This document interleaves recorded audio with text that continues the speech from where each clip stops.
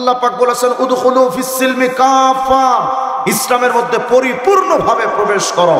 আল্লাহর সিদ্ধান্ত হলো ইসলামের মধ্যে পরিপূর্ণভাবে প্রবেশ করো। আজ পর্যন্ত আমরা ইসলামে পরিপূর্ণভাবে ঢুকতে পারি নাই।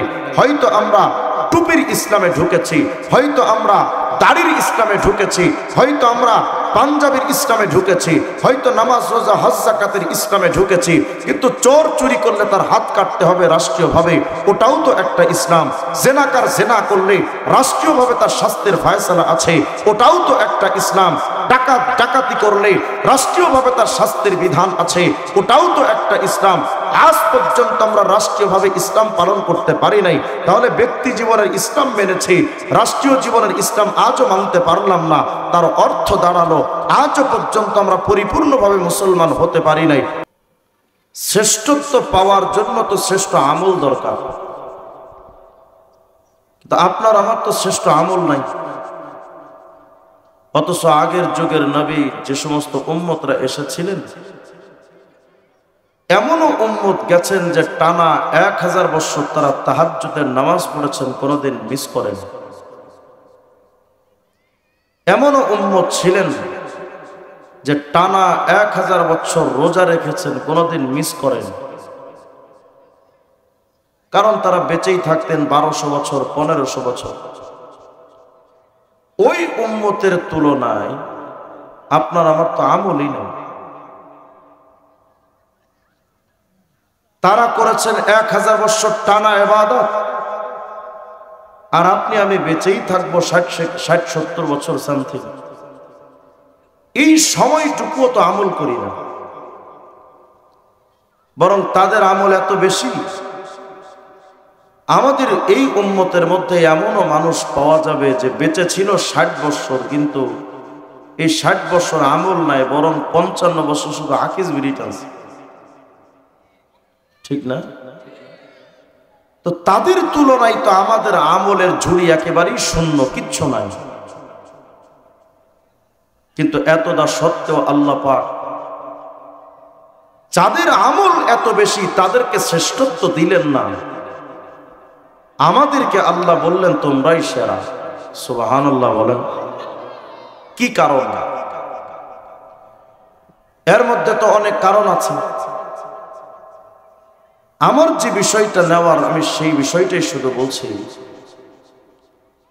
দুনিয়াতে স্বাভাবিক একটা নিয়ম হলো, যেই নেতা যত দামি, ওই নেতার একান্ত সচিব বা সফর সঙ্গী তত গুরুত্বপূর্ণ। যেমন চেয়ারম্যানের পিএস এর গুরুত্ব একরকম, তো এমপির পিএস এর গুরুত্ব আরেক রকম। বর্তমান যিনি প্রধান উপদেষ্টা, তার পিএস এর গুরুত্ব আরেক রকম। এই যদি হয় দুনিয়ার হালত, তাহলে আমরা এটাও অকপটে বলতে পারি আমরাই সেরা, কারণ আমাদের নবী পুরা সৃষ্টি জগতের মধ্যে সবচেয়ে দামি এবং সেরা। তো যেই নবীর জন্য আপনি আমি এতটা দাম পেলাম, সেই নবীকে তো আপনি আমি দাম দিলাম না। যেই নবীর জন্য আপনি আমি এতটা গুরুত্ব পেলাম, সেই নবীকে আপনি আমি গুরুত্ব দিলাম না। আমাদের ব্যক্তিগত জীবনে নবীজির টুপি মাথায় নাই, মুখে দাড়ি নাই, গায়ে পাঞ্জাবি নাই, ব্যক্তি জীবনে নবীর সুন্নাহ মানি না। অথচ আমরা মানছি ভিন্নদেরকে। নবীজির তরিকায় আমরা চুল কাটি না, চুল কাটি মেসিয়ান নেইমারের মতো, পোশাক পরি বলিউড ঢালিউড নায়ক নায়িকাদের মতো। আমাদের ব্যক্তি জীবনে নবীর সুন্নাহ নাই। বিয়ে শাদী হয় হিন্দুয়ানি প্রথায়, খাওয়ার স্টাইল বিজাতীয়দের কালচারে টেবিলে, কিন্তু সুন্নাত তরিকায় দস্তরখান বিছিয়ে খানা খাওয়ার মেজাজ তৈরি হয় নাই। আমাদের কোনো ক্ষেত্রেই তো ইসলাম নাই, না ব্যক্তি জীবনে আছে, না পারিবারিক জীবনে আছে, সামাজিক জীবনেও ইসলাম নাই। রাষ্ট্রীয় জীবনের আদালতগুলো চলে মানব রচিত তন্ত্র অনুযায়ী। আমাদের বাংলাদেশের সংবিধান প্রণয়ন হয় গণতন্ত্র, সমাজতন্ত্র, রাজতন্ত্র, প্রজাতন্ত্র। আমাদের বাংলাদেশের সংবিধান 4টি বিষয়ের উপর প্রতিষ্ঠিত: গণতন্ত্র, সমাজতন্ত্র, জাতীয়তাবাদ, ধর্মনিরপেক্ষ মতবাদ। আমরা মানব রচিত তন্ত্র মন্ত্র মানছি আমরা গণতন্ত্র, সমাজতন্ত্র, রাজতন্ত্র, প্রজাতন্ত্র, সাম্যবাদ, পুঁজিবাদ, জাতীয়তাবাদ, বস্তুবাদ, ধর্মনিরপেক্ষ মতবাদের মতো কুফরি মতবাদগুলো আমরা বাস মেনে নিয়েছি। কিন্তু হুজুরে আকরামের ইসলামতন্ত্র আমরা আজও পর্যন্ত রাষ্ট্রীয়ভাবে মানতে পারলাম না। তো ব্যক্তি জীবনে ইসলাম নাই, পারিবারিক জীবনে ইসলাম নাই, রাষ্ট্রীয় জীবনে ইসলাম নাই, অথচ আল্লাহ বলেছেন ওয়ালা তামুতুন্না ইল্লা ওয়া আনতুম মুসলিমুন, মুসলমান না হয়ে তোমরা কবরের দিকে এসো না। অথচ আমরা হয়তো ব্যক্তি জীবনে ইসলাম কিছুটা মেনেছি, রাষ্ট্রীয় জীবনে আজও পর্যন্ত ইসলাম মানতে পারলাম না। অথচ আমাদের মতো মানুষদেরকে যখন কবরে রাখা হচ্ছে, আমাদেরকে বলা হয় বিসমিল্লাহি ওয়া আলা মিল্লাতি রাসূলিল্লাহ, এই লোকটাকে রসুলের ধর্মের উপরে রেখে যাচ্ছি।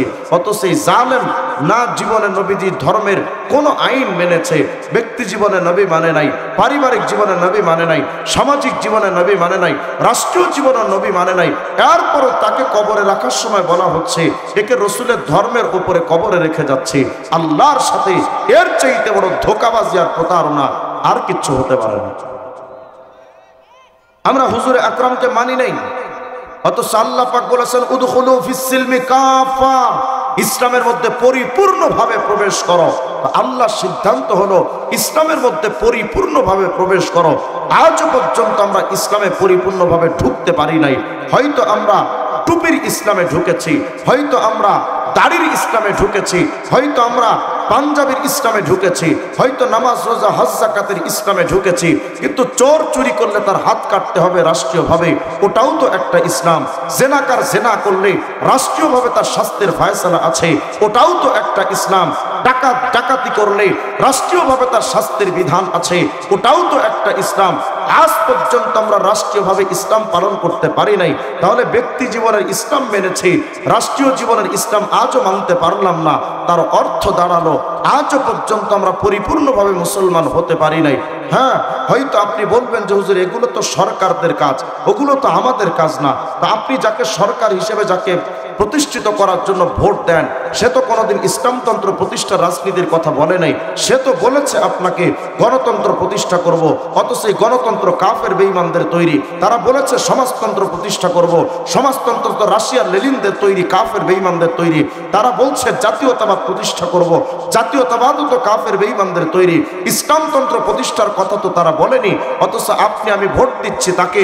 তারাই ক্ষমতার মস্তদে গিয়ে গণতন্ত্রের দোহাই দিয়া, সমাজতন্ত্রের দোহাই দিয়া, জাতীয়তাবাদের দোহাই দিয়া তারা বাংলাদেশে মদের আইন বৈধ করেছে, তারা বাংলাদেশে পতিতালয় বৈধ করেছে, সুদের আইন বৈধ করেছে।